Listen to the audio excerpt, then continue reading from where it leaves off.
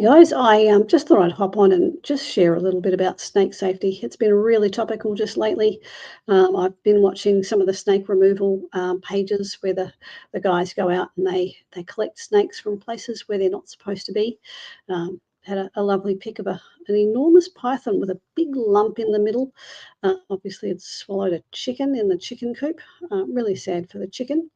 Um, but obviously, that's one of the examples where snakes end up where they're not supposed to be, um, and they turn up in all sorts of odd locations. So, teaching dogs to avoid snakes is one of the things I've been developing a program for over the last couple of years, based on the work done by Ken Ramirez over in the United States. He's actually taught people in Africa and all sorts of places about how to keep dogs safe from snakes by training the dogs.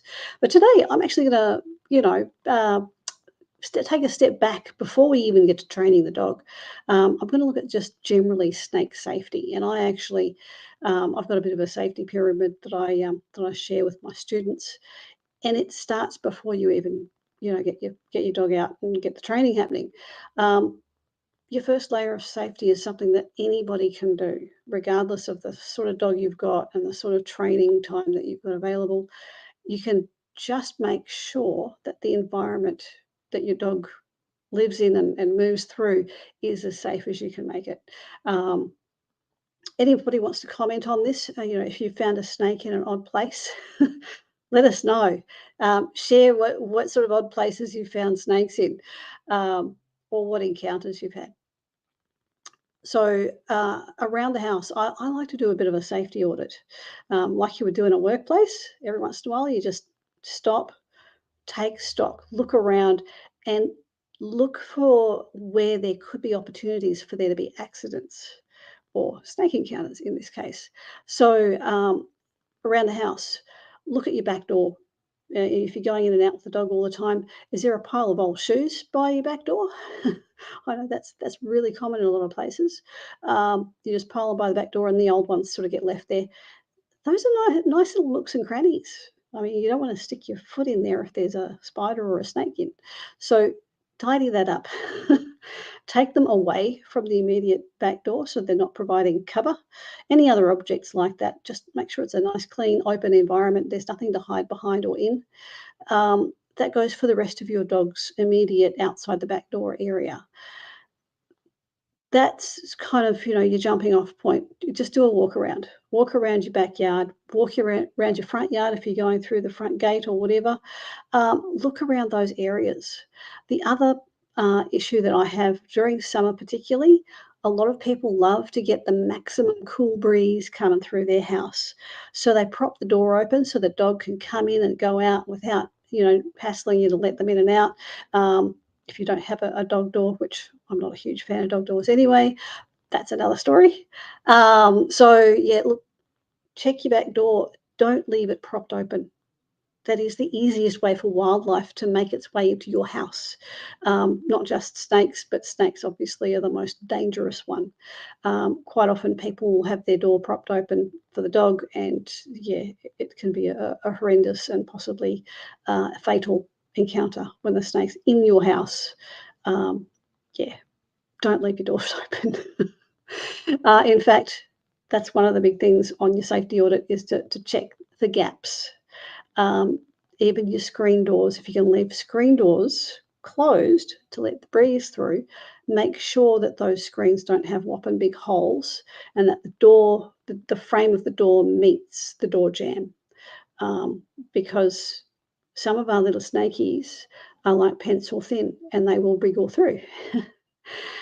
Same goes if you would like to make a snake-proof area. If you get a fine wire mesh, that can prevent snakes from going through the holes, but snakes climb. It's very, very important that you know that snakes can climb quite high. A lot of pythons, particularly, not all of them, but a few species of pythons particularly like being up trees because they'll steal bird eggs. So up a tree is a normal behaviour for them. So up some wire mesh is no different. But even your more ground-dwelling types, they'll climb over rocks and whatever. If it's in their way, they'll try and go around it or over it. And if they find a hole or they can climb over, they will. So be aware of that. If you're trying to snake proof an area, you will need to make that fine wire mesh go up quite a ways and preferably have a smooth strip at the top that is not climbable. Bearing in mind that corners, like I'm doing like that as a corner between like a fence and a house, if there's a corner like that, they can kind of shimmy up, bricks and stuff. So yeah, a lot of people have posted videos or photos of snakes sitting in gutters on the house's roof. So bear that in mind. If you have got a kind of a snake-proof area, always, always, always include snake hides. That is, the snake can get under it and stay safe in the corners, so that basically your dog can go out there and be nosing around, and the little snaky can retreat underneath the objects the nose does not fit underneath. So little considerations like that. I'm happy to chat about that if you want to chat to me later on. Or get in touch with me. I'm happy to walk you through that. Also, your local reptile relocator can be really handy for that kind of advice, because they know where snakes get into, because they've got to go and then remove them and relocate them. So yeah, have a bit of a safety audit. The other thing to do is bear in mind that your vehicle is, you're often transporting your dog in the car with you. Don't park your car in the overgrown grass patch. It will be like, a rock crevice to a snake. And if it's a cool day and you've got a warm engine, that's actually like cats. Snakes will gravitate to a nice warm spot. So your engine bay, I've got a friend who's had a snake come up through the gear shift while they were going through the drive-through. So don't park your vehicles on long grass. Make sure you're mowing your grass and keeping that nice and open, because that's less attractive. So yeah, do your safety audit. The next level that I'll mention is the things that you choose to do. And again, this is before you do any training on your dog. It's where you choose to go, what you choose to allow your dog to do. If you've got a house that's got a open, like a paved back area, like a entertaining space, and then you've got a fairly bushy kind of a garden, you can fence off that paved area as your dog's, normal outside area, and not let them go out into the rockery area in summer unless they're supervised, because again, that will cut down on their chances of encountering a snake. When you go out with your dog or your dogs, don't go into the thicket stuff. If you're going on a bushwalk, then keep them close to you on lead during summer, so they cannot leap off into the bushes. Quite often there are snakes out there, particularly in summertime. They're moving around, they're taking shelter, and they don't know that it's next to a walk trail. It's all the same to them. So keep your dog restricted as far as where they can go. For me and my dogs, wetlands are just no-go in summer, because we've got such a high, particularly here in Perth, we've got western tiger snakes. There's a huge population in some of our wetlands in the middle of the suburbs. So that's just a no-go area. The beach, there are a lot of snakes living in the sand dunes adjacent to the beach. There's a lot of scrub. There's a lot of things for snakes to eat, like your larger insects, geckos and other lizards.